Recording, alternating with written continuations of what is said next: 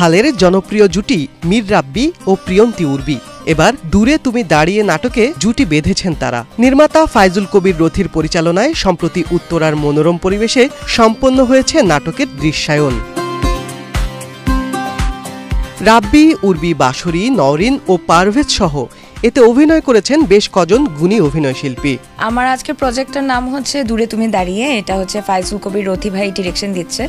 গল্পটা একটু ডিফারেন্ট, কিছু সত্যি ঘটনা অবলম্বনে। আমার আগের প্রজেক্টটাও সত্যি ঘটনা অবলম্বনে ছিল, মানুষ খুব পছন্দ করছে, 2 দিন আগে আসছে। বিস্ময়কর এই উন্নয়নে গর্বিত জাতি, গর্বিত নতুন ধরা পরিবার, আবাসনে আস্থার আদর্শ, নতুন ধরা, নতুন প্রজন্মের নতুন পৃথিবী।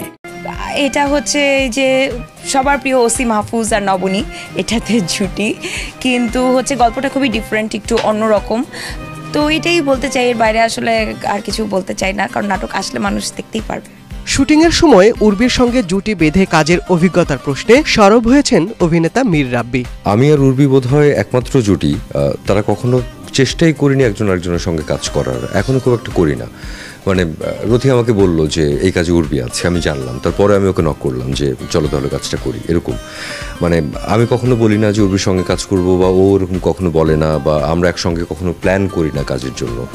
তো আমার মনে হয় যে সেটা এক ধরনের রিলিফ, যে ওই অর্থে চাপটা একটু কম, যে অর্গানিক্যালি যেই কাজটা আসে আমাদের কাছে আমরা সেটাই করি, এবং সেখানে মনে হয় যে যদি দর্শকের প্রত্যাশার কাছাকাছি কিছু করা যায় তাহলে তো সেটা খুবই আনন্দের।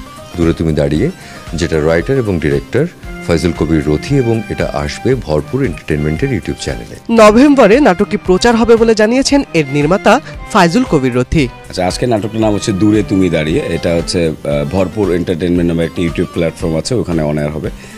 আর গল্পটা এক কথায় বলবো যে গল্পটা আসলে এই সময়ের একটা গল্প, আমাদের জীবনের গল্প। এটা অনেক নাটক, অনেক চ্যানেল, কেন দূরে তুমি দাঁড়িয়ে নাটকটি দর্শক দেখবে? কারণ এটা একটা ভালো নাটক, এটা একটা ভালো মানের নাটক, এটা একটা ভালো গল্পের নাটক, এই জন্য দেখবে। শিবলি আহমেদ, বাংলাদেশ প্রতিদিন।